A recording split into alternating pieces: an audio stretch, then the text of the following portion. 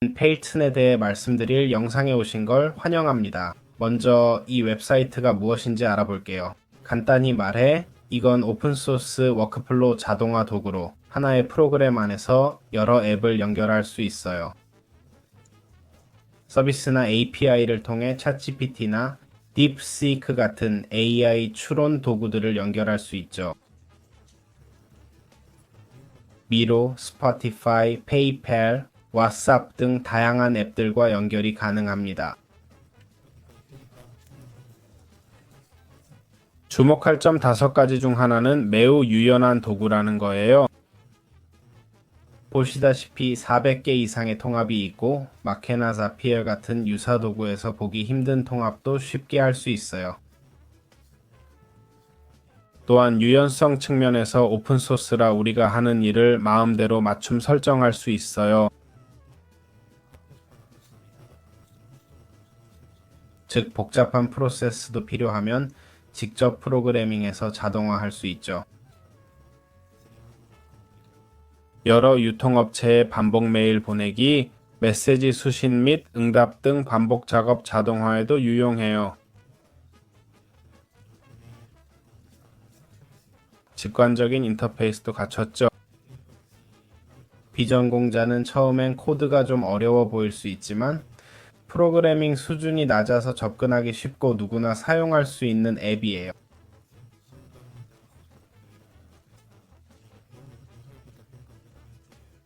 필요한 코딩 수준은 이 GPT나 AI 코딩 도구로 충분히 해결할 수 있어요. 자, 이게 바로 NNI예요. 왜 N8을 배워야 할까요? 방금 발견했는데 복잡해 보이고 코드도 있는 것 같은데 왜 이 앱을 연구해야 하고 Zapier나 Make.com 같은 다른 프로세스 자동화 도구를 사용하지 않아야 하나요? 그래서 왜 N8을 써야 하나요? 자체 호스팅이 가능해서 내 컴퓨터에서 쓸 수 있다는 게 큰 장점이에요. 그게 중요하지 않다 해도 필요한 걸 맞춤형으로 프로그래밍 할 수 있는 유연성이 엄청나요.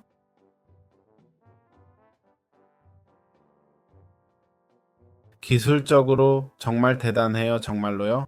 마크.com이나 사피에를 넘어서고 싶다면 이 프로그램이 딱이에요. 이 페이지는 특히 스타터 요금제가 비슷해요. 다른 프로그램보다 통합 기능이 훨씬 많을 뿐만 아니라 우리의 일상적인 작업을 자동화할 수 있게 해줍니다. 이런 작업들은 하루에 몇 시간, 한 달이면 수십 시간이 걸릴 수 있는데 반복적인 작업이라면 N8N으로 자동화할 수 있죠. 이메일 전달, 메시지 답변, 고객 응대, 왓츠앱, 인스타그램, 유튜브 메시지 등 모든 종류의 작업이 가능합니다. 반복적인 작업이라면 N8N을 통해 복잡하더라도 자동화할 수 있어야 합니다. 자, 이제 로컬 호스트와 N8N 서버 사용의 장단점에 대해 말씀드리겠습니다. 주요 차이점은 서버 사용 시 온라인이라 어디서나 접속 가능하다는 점입니다. 하지만 물리적 서버, 즉 개인 서버를 사용하면 접근이 제한될 수 있습니다. 접근 설정을 하지 않았다면 물리적으로 있는 곳에서만 가능할 겁니다. N8N 서버는 이미 프로그램 실행 준비가 되어 있지만 개인 서버의 호환성은 불확실합니다.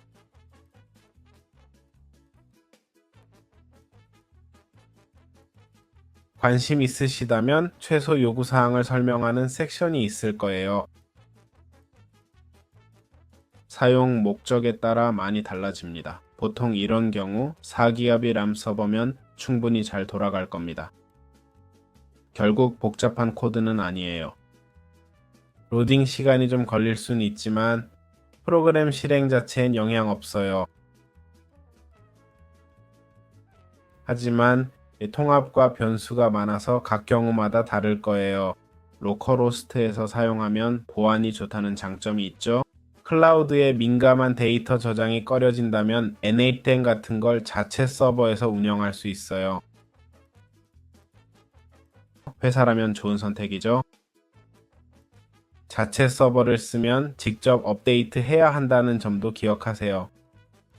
여기 서버들처럼 자동으로 업데이트 되진 않아요. 엔펠은 오픈소스라 로컬호스트로 쓰면 문제 없을 거예요.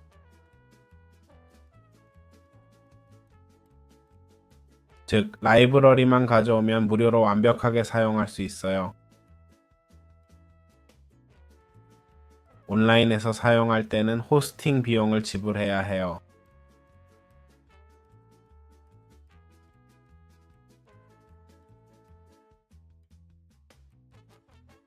여기서 호스팅 판매라고 하며 기업이면 연락하라고 해요. 하지만 일반적인 용도로는 완벽하게 사용할 수 있어요. 자체 서버에서 사용하면 더 많은 설정과 유연성을 가질 수 있어요.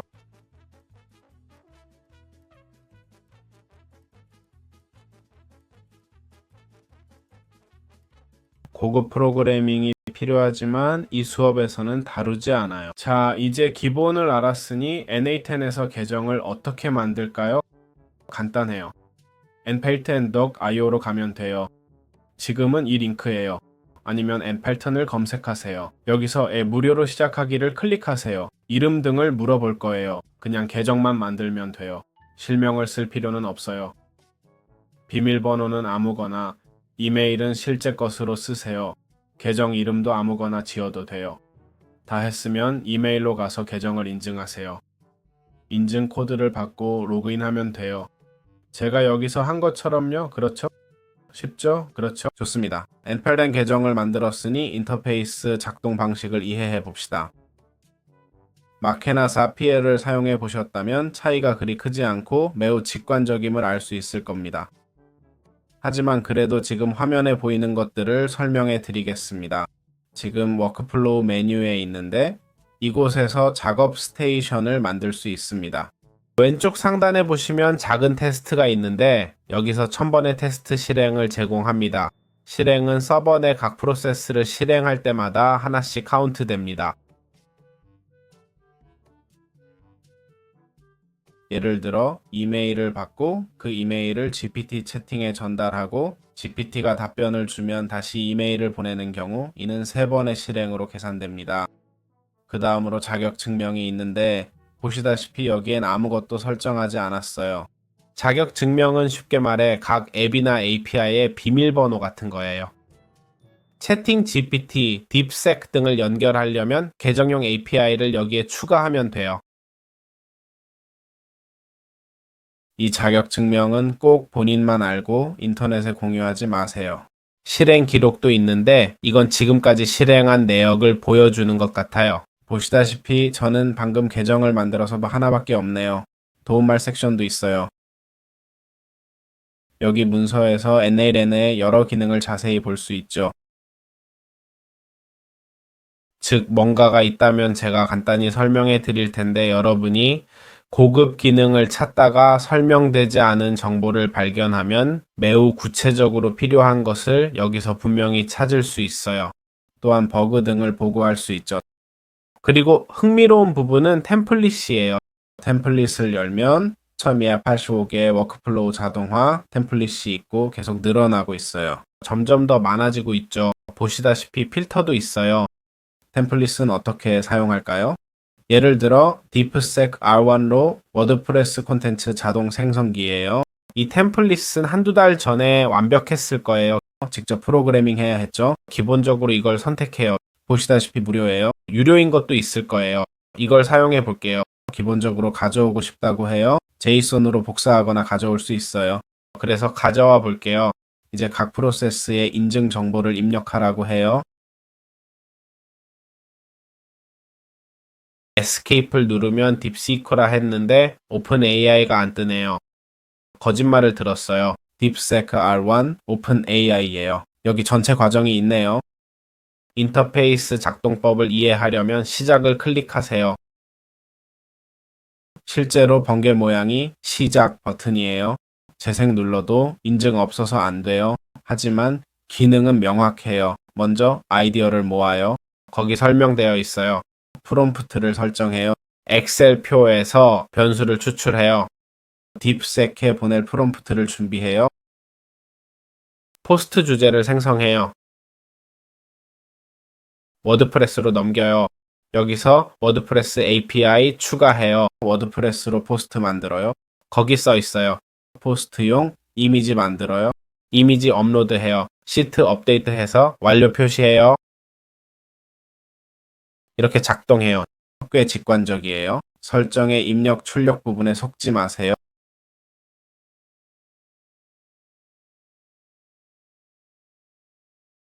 지금은 안 보이지만 입력은 받는 데이터예요. 예를 들어 구글 시트의 변수들이요. set prompt가 출력이 돼요. 즉 프롬프트와 받은 변수가 나와요. 인펄넷 노드를 추가하려면 즉 프로젝트를 시작한다고 가정해 봅시다. 여기 더하기를 누르고 워크플로우를 선택하고 개인을 선택했는데 반응이 없네요. 여기서 나가볼게요. 워크플로우를 만들고 오른쪽 플러스 버튼으로 항목을 추가할 수 있어요. 먼저 트리거 섹션이 있습니다. 트리거 섹션은 기본적으로 이 스크립트를 어떻게 시작할지 정하는 거예요. 이 자동화 과정이요. 보시다시피 클릭은 수동 실행이에요. 즉 재생 버튼을 누르면 시작돼요. 앱 이벤트로 메시지를 받거나 특정 앱에서 뭔가 일어났을 때 등 다양하게 설정할 수 있어요. 스케줄은 하루 중 특정 시간을 의미해요. 아래에 써 있네요. 여기서 ATP 요청을 받으면 ATP에 대해 좀 더 알아야 해요. 그리고 다른 대안적인 옵션들도 있어요. 마치에서 메시지 받을 때처럼 더 일반적일 수 있겠죠. 지금은 트리거를 선택할 건데 보시다시피 트리거를 넣을 때마다 이렇게 표시돼요. 실제로 번개 모양이 그걸 나타내죠. 이게 트리거 노트예요. 더 많이 배울 수 있게 해줘요. 들어가 보면 아무 정보도 없는데 이건 완전히 정상이에요. 메모를 추가하고 이름도 바꿀 수 있어요. 여기 있네요. 스타트라고 이름 붙이면 됩니다. 이제 추가를 누르고 AI나 앱 작업으로 여러 수정을 할 수 있어요.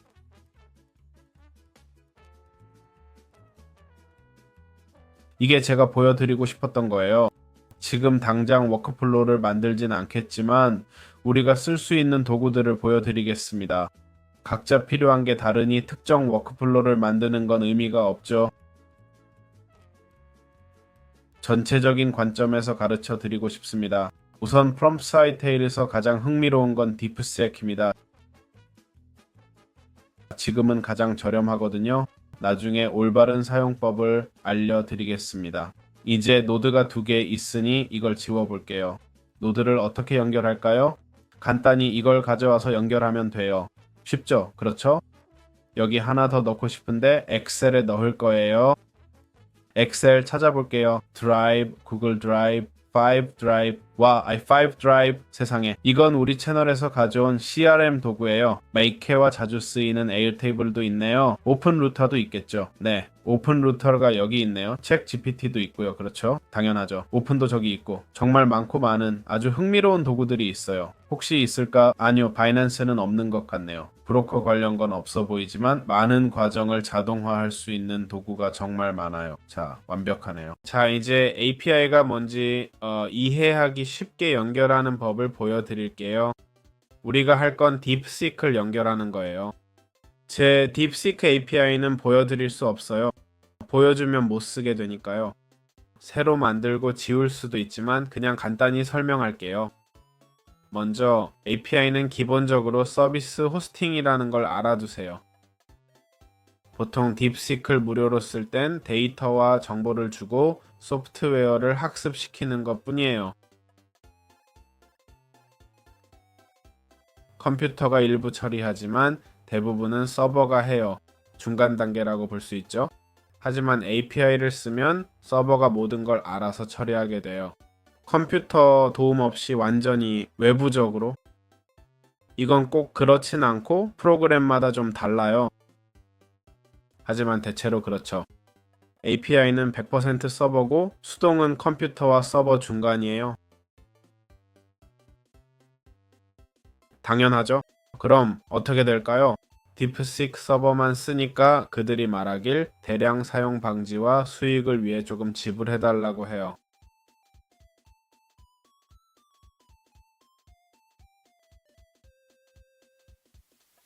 왜 딥시크를 추천하냐고요? 딥시크 붐 때문에? 아니요. 딥시크이 텍스트 추론에 가장 저렴해서요. 이미지나 영상은 다른 AI 앱을 써야 해요. 하지만 예시니까 지금 해야 할 건 딥시크로 가는 거예요. 웹사이트 말고 딥시크 API를 검색하세요.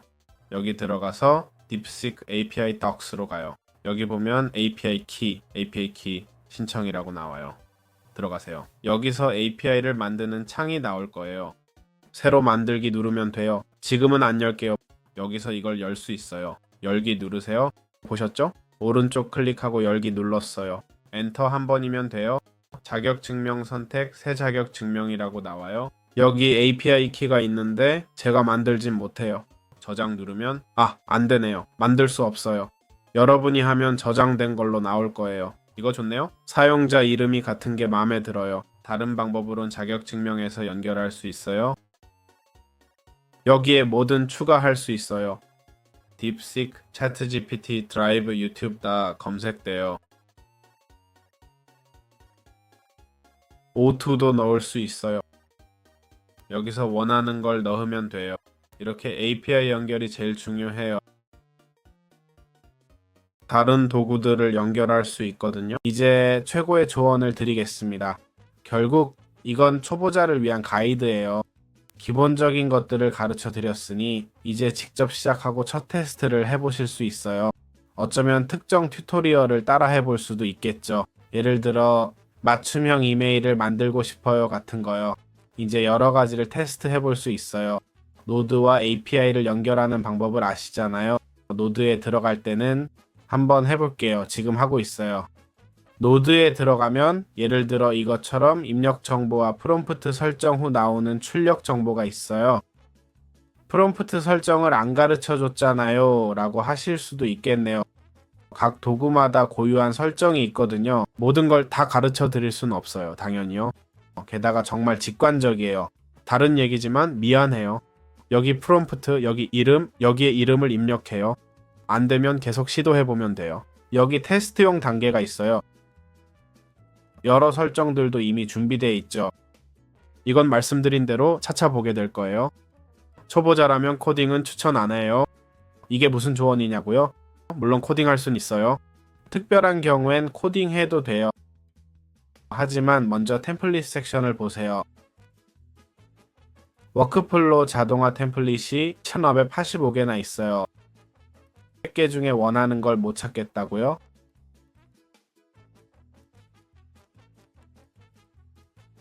어떻게 설명해야 할지 모르겠네요. 워드프레스예요. 자, 포스트를 만들어 볼까요? 워드프레스로 자동 생성한 콘텐츠예요.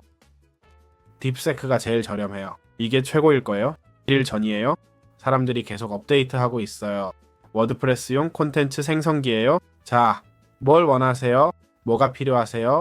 인스타그램이요. 트렌드 반영에 콘텐츠 다 만들어요. 그리고 당신들은 말하겠죠? 네, 해봤는데 별로예요. 뭔지 모르겠지만 일단 해보세요. 이걸로 수정을 시작할 기반이 생깁니다. 처음부터 시작하는 건 특히 초보자라면 좀 힘들 수 있어요. 자, 유튜브로 가볼까요? 우리가 유튜브에 있으니까요. 스포티파이에서 유튜브 플레이리스트 동기화. 그건 그냥 간단한 거예요. 봐요. 트렌드 파인더네요. 이건 정말 흥미로울 것 같아요. 당신의 틈새 시장에 맞춰서요. 유튜브 영상 요약하고 분석하는 AI예요. 정말 다양하네요. 뭘 원하세요? 가장 흔한 건 이메일이죠. 여기선 이메일로 자동화 작업을 할 수 있어요. 보세요. 90개 결과가 나왔어요. 정말 모든 게 다 있네요. 이메일 자동 응답도 있고요. 여기 있네요. 그러니까 걱정하지 마세요. 프로그래밍 문제로요. 인터넷엔 이미 만들어진 걸 가져다 쓸 수 있는 사람들이 많아요. 기본만 알아도 충분히 해낼 수 있을 거예요. 그래서 N펄에서 실행 횟수가 부족하면 어떻게 돼요? 그럼 돈을 내야 해요. 알겠죠? 꼭 돈을 내야 하나요? 아니요. N펄은 오픈소스 프로그램이에요. 죄송해요. 오픈소스라고 했어야 했는데 오픈소스는 우리 컴퓨터에서 실행할 수 있다는 뜻이에요. 하지만 서버나 컴퓨터가 없다면 서버용 컴퓨터를 쓰면 일할 컴퓨터가 없어지니까 컴퓨터가 망가져서가 아니라 프로세스 실행으로 바빠서요. 그 컴퓨터로 일해야 하니까 다른 사람의 서버를 빌릴 수 있어요.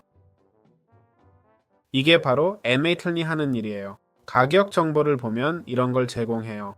앱 자체가 아니라 서버를 파는 거예요. 알겠죠?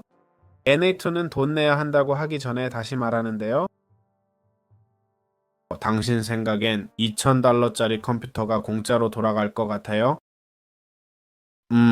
이해할 수 있죠? 서버 하나 있는데 요금이 싼 건 알겠어요. 월 20유로밖에 안 하거든요.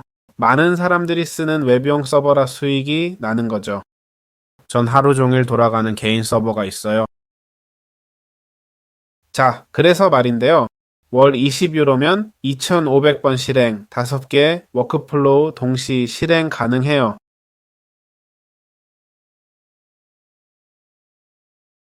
많진 않지만 20유로론 마켓.com이 더 효율적일 거예요. 항상 솔직하게 말씀드리잖아요. 피아로는 월 50달러예요. 마켓은 30달러였던 것 같아요. 마켓은 30달러에 10,000 워크플로우 줬어요. 50달러가 아니라. 이 점도 말씀드려야겠네요. 하지만 15개 워크플로우와 프로젝트 공유가 가능해서 정말 좋아요. 10번의 동시 실행도 나쁘지 않죠. 아주 흥미롭네요. 그 다음은 관리자용 기능이 있겠죠. 사업가용, 연락처, 더 많은 정보 원해요. 자, 이렇게 애너털넷 가격 정책이 작동해요. 이런 프로그램으로 절약할 시간 대비 합리적인 가격이에요. 한번 살펴보고 검토해보세요. 이 기본 가이드가 도움됐길 바랍니다. 다음 영상에서 또 만나요. 무엇을 하든 잘 되길 바랄게요. 안녕히 계세요.